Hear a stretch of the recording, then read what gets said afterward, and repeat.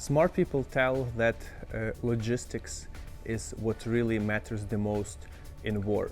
However, the fight in Ukraine, which is currently experiencing this crazy invasion from Russia, is happening not only on the battlefield, but also on the civil life and on the humanitarian front. So currently I visited the city of Uman, which is in the central Ukraine, being situated right on the crossroads of major highways in our vast country. I paid a visit to a local warehouse, which is run by volunteers from abroad and from Ukraine. And in this video, I would like to show you the reality, how does this all function. So guys, enjoy this video and I hope it will be valuable. Hello guys, hello! Hey, welcome to the middle of Ukraine. It's nice to see you here, and I'm really excited to see what you're doing.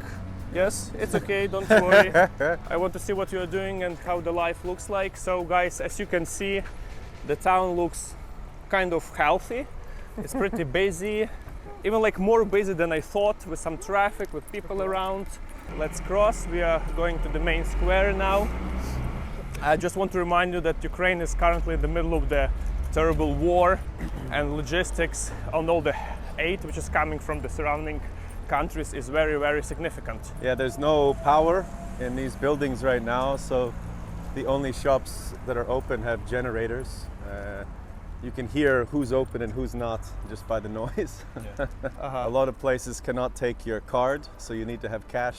People can't get cash without an ATM, So this will be one of our also missions, yes, to get cash. yeah.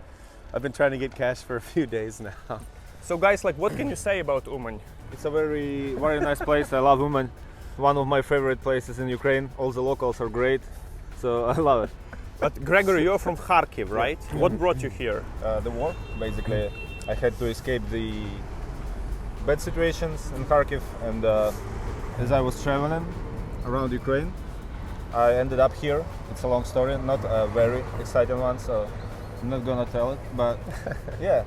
So Yeah, with the volunteers and all the people helping support the war, there's a network across the country and even internationally. So we'll have friends in Warsaw, Poland, who want to come, let's say, to southern Ukraine, and they'll meet with some drivers who know some warehouses in Odessa, and then they'll move to Odessa. So since March, I've had this kind of network growing, Poland and Ukraine, and I met with him in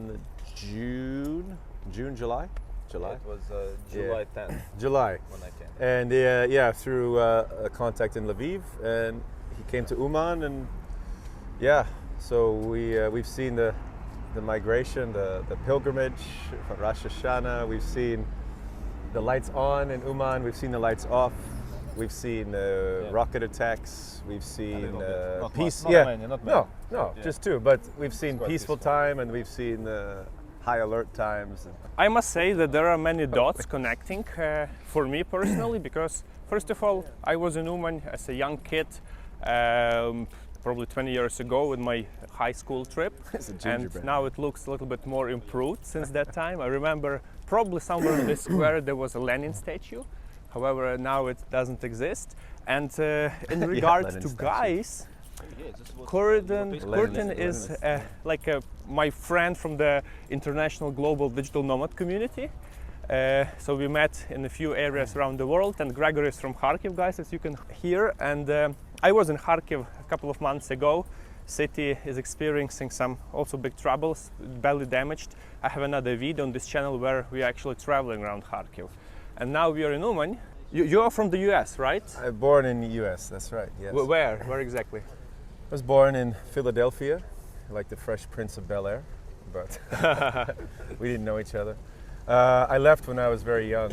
I lived around the East, the Midwest, the South, and then in 2006 I left the US, started to live overseas and get a taste for the world, and since then Africa, Asia, Europe, many years. I moved here from the Netherlands when the war started. Wow. I had people like you making videos, posting them about the bomb shelters. I had friends in Kyiv with families, young children, posting about what life was like. They were my friends from China. So I saw in real time these people struggling with this modern war, and I said, I should go. I'm so close. It's just a bus trip away. Definitely, yeah. And you see that the life goes on here. It's pretty well maintained. As I see, people are going. There is even some attractions for kids. It's a large pedestrian area. Once it was busy with traffic, and you see like that building is from the Stalinist time, and there are some new constructions happening. Yeah, it basically looks now during the daytime much better than yesterday night, because as guys told, like there are some power cuts now in Ukraine, and Uman is heavily affected. So now there is no electricity in the city.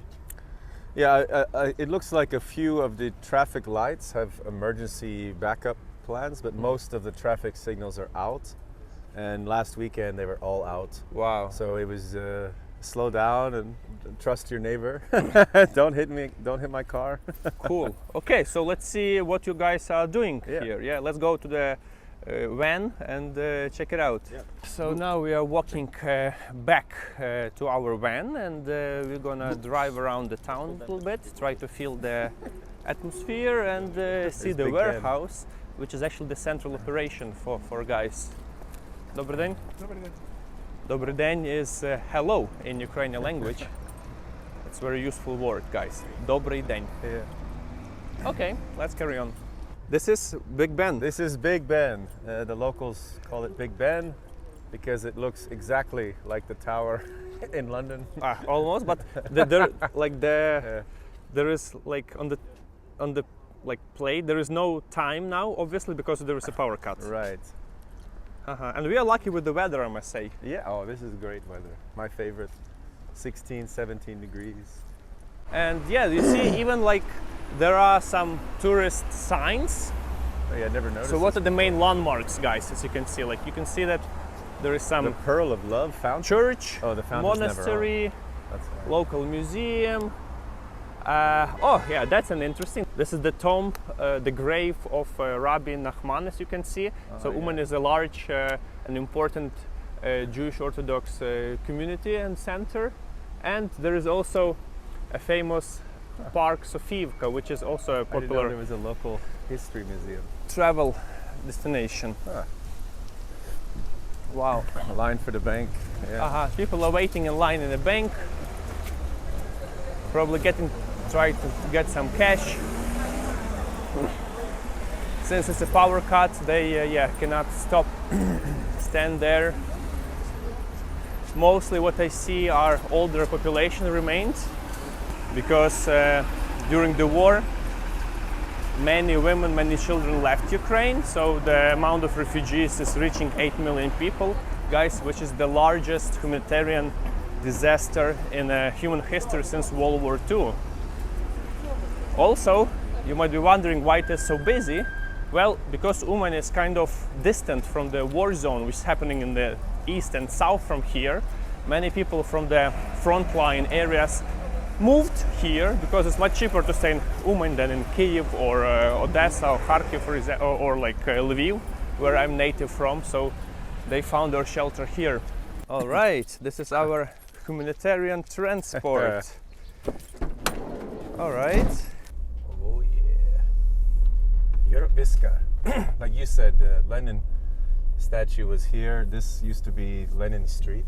There was the name of Lenin Street. Yeah, this one, and they changed it to a more European-friendly name. There is such phenomenon as decommunization in Ukraine. So Yes. basically it means that every evidence of the former Soviet Union legacy, if possible to use the word legacy here, was kind of removed, and it all started with demolishing Lenin statues that surprisingly were still standing in large parts of Ukraine, even all the way back until 2014. And the next step is renaming the streets.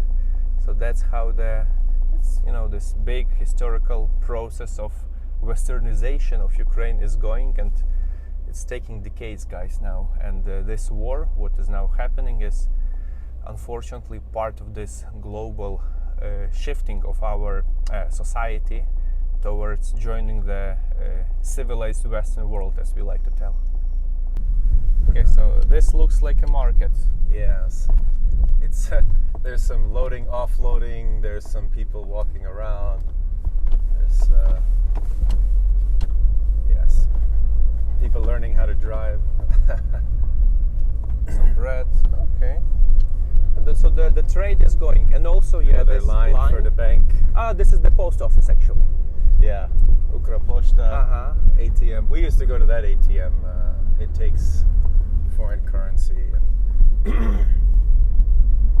And guys, check out on those private residential houses. Some of them still have the architecture from the previous centuries. That's how a large population in Ukraine lives. Yeah, that's a nice house, you see. Okay, and we are closely going to the suburbs of Uman.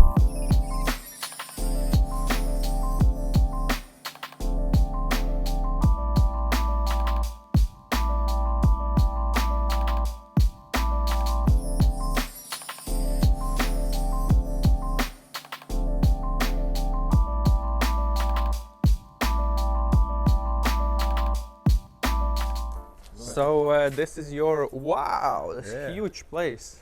Yes. It's very professionally made with some reception, right?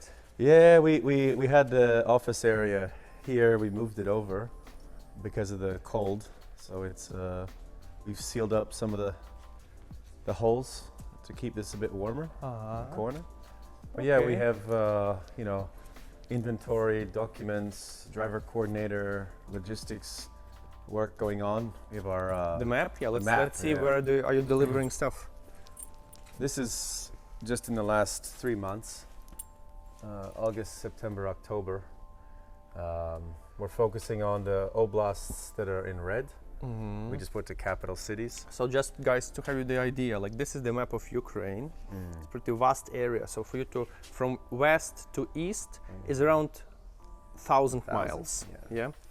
150 kilometers. This is Uman, like right in the center. You see highway from Kyiv to Odessa and from Lviv to the east. And your focus, as you told, is delivering to the most affected areas. Yeah. Yeah, in the beginning we were sending up north, northeast, south, even a bit over into some Chernivtsi. places in the south and the west. And then more recently we're focusing really on these southern hot zones in Khersonska, near Mykolaiv, all the way up through Zaporizhzhia and of course the Donbass. So But you cannot get to Kherson, obviously. correct, not Kherson city, but Yeah. we are focusing now on like these regions. Okay, this is where and our these army is regions. advancing. Yes, so a lot of this territory has been taken back by Ukraine, but the roads still have landmines. It's not safe yet for civilian vehicles to just go in and try to deliver. Some roads are good, some roads are bad. So What type of aid are you delivering there? this is Ija. This is food. Here. Food, Yizha Yeah. in Ukraine. Yes. So mostly doing foods. We've done hygiene before. My networks had some clothing, some fuel, some medicine, but in smaller quantities. But the vast majority is food. Okay, so this is food, and as I understand, this comes from the UN, right? Yes, the World Food Program from the United Nations. If you look on the ground, originally we had these markers, the size of each pallet. We have numbers. So did you have to paint it by yourself? Yeah, we had to put all this down. So there would be a pallet right here, which would be part of the Tunisia zone. And we have the zones mapped out across the whole warehouse in the shape of the world. So Australia is in the corner down there, and we have Canada up in that corner over there. So this in the middle is Europe and Africa. I believe when you arrived here, you just had the empty storage, and it was more messy than it is now. Oh yes, yes. So you had to figure out things, how to make a structure. Yes. And like, which procedure did you follow? Did you like come up with this idea, or did you had some regulations from above? So I worked in logistics in East Africa for a couple years, and I actually met with my old professors from university. I went to a school in the United States that has a master's of supply chain, global supply chain program, and I spoke with the guy who started that program. I told him, hey, I have a warehouse now. We're planning on doing it like this. Here are our limitations. Here are our resources. And he gave me some feedback as well. So it was kind of a nice collaboration. But yeah, everything was from scratch. We could do anything we wanted. You know, we've got truck bay. We've got, you know, we could hire anybody we wanted. Cool. And it's like, okay. Do we do shifts? Do we do FIFO, LIFO? Yeah, we can Enough from curtain. Thanks. Thanks a lot. Let's speak to Gregory. Gregory, like, what's your story? Like, you were in Kharkiv, and Yeah. when did you arrive here, and what happened? Yeah, so I've been in Kharkiv for a while. After the full-scale invasion started for 2 months, I was in Kharkiv, just helping some people leave the city, my relatives and stuff. When I was the only one back there, basically it was not a very great place to be. The city was pretty much dead, and I decided to leave. So I went to Rivne, spent some time there, and then I went from Rivne to Lviv. I had some people I know in Lviv, so we spent some time together. I was meeting new people. There were a lot of foreigners in the summer in Lviv. I In don't know. Lviv, like many Yeah. volunteers and Yeah, stuff. lots of volunteers. Some people come to fight, some people come to help. There's a lot of people are strange. So they're like traveling to the war zone, you know, so thrill seekers. I call those people like war junkies, you know. Maybe. And it's also very interesting because Yeah.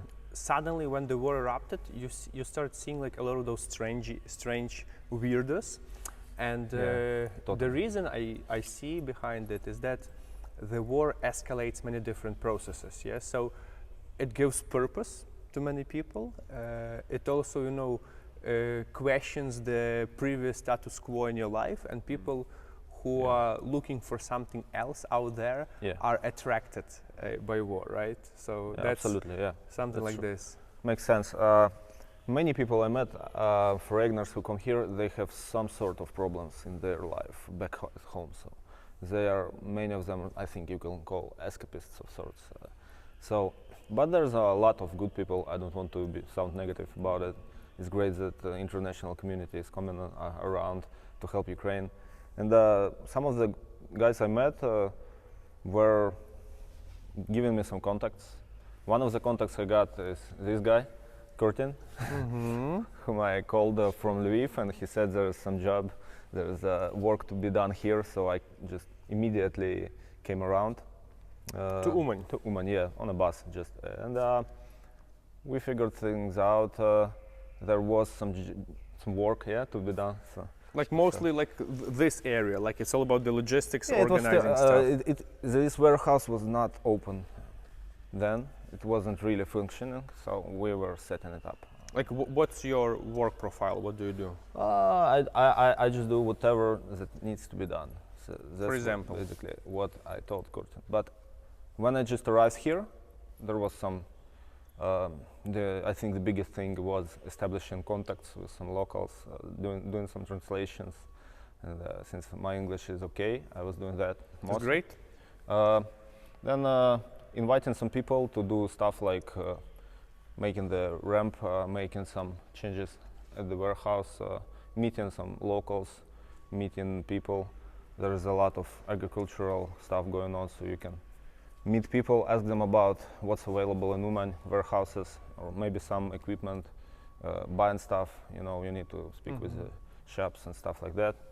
Yeah, and then there was work for me when we started to receive a lot of the humanitarian food from UN, and I got my position in the warehouse. So So you're basically like employed here. I'm I think the first employee of the warehouse officially. Okay. Yeah. You're getting paid obviously for this. Yeah. Yeah. Yeah. So I receive everything, I send everything out, I sign all the papers. So yeah, that was like this for 2 months. Now I have a deputy inventory manager, Vita, who's helping a lot. She's great. Cool, cool. Okay, Yeah. that's pretty impressive to see how things work out. And you know, in the middle of the mess, many people were looking for their place in this big, scalable thing. And I'm really happy that, guys, you are making all of that. Yeah, it's a good work, you know, because it also helps people who are in need in the east and in the south of Ukraine. So I believe since the middle of the summer, we've already given food to more than 250,000 people just through one door, you know. So back in June, the people that are working here now, they were scattered, you know, some in Donetsk, some in Kharkiv, some in whatever, you know, Lviv, some sitting around in Uman with no jobs. And now they've come together, they put in a lot of hard work, and 250,000 people have food for a month. So that's pretty cool. So yeah, it's nice to have this weird mix of people together. Nobody is really satisfied or happy with their situation, but we're surviving kind of together, making it work and doing something positive. So. Okay, let's go up. It's very interesting ladder. Tick, tick, tick, tick. Aha, it's shaking on the top here. Whoa. And you see, guys, there is a symbol of this warehouse. A mannequin lady where it's written, "I love Uman."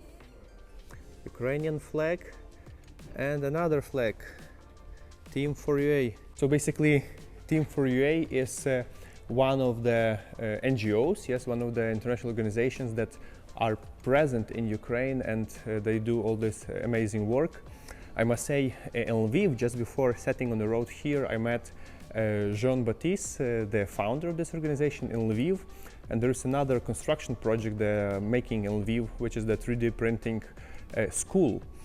Also, in addition, in regard to this trip, I'm trying to capture stories of different volunteers and international NGOs who are present in Ukraine in order to speak about them on the conference in Poland, which is World for Ukraine Summit that will take place on the 7th and 9th of December in Rzeszów, which is a city in eastern Poland, guys. So if you are the representative of any NGO, if you are somehow connected to aid work in Ukraine, please take a look on this event.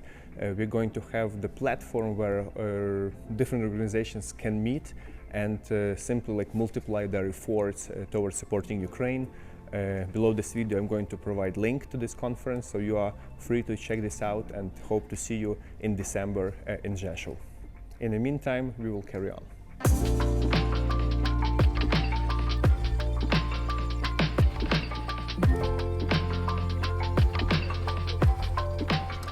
That's cool. Yeah, Can you show how does it work? sure. So like how heavy is this pallet, for example? So this pallet is going to be less than 1 ton. So that's a metric ton, 1,000 kilograms.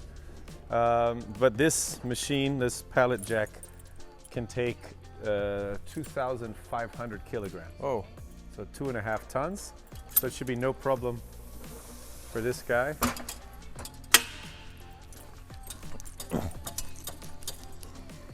Yeah, no problem at all. To get it higher, you just jack it up. And this is how we move things around.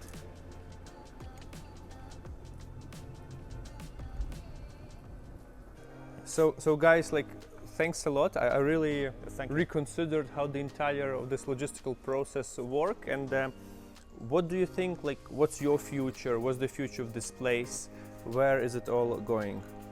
There's always going to be a need for logistics centers, hubs, somewhere in Ukraine. So we are trying to make Uman as effective as possible.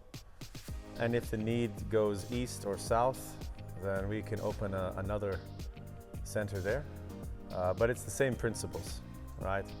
Have a team that understands what's going on, document everything, find an efficient way to have trucks come and go, and move the goods as fast as possible to the people that need them. So working with our local Ukrainian partners and working with the UN, it's, you know, now we know how to do it, and we're pretty confident about the future. I'm hopeful that everything comes at this pace. Everything is good.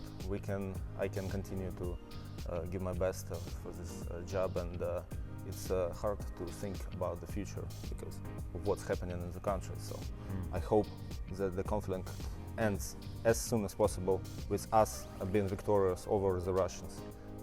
But if it doesn't happen, I just want to do my best, like here.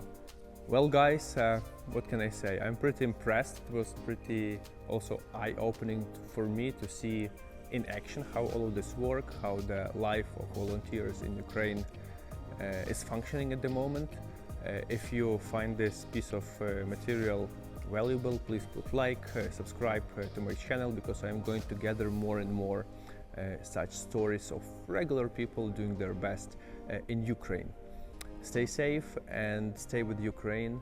Looking forward to see you in the upcoming videos. This was Orezub from Uman, Ukraine. Good luck.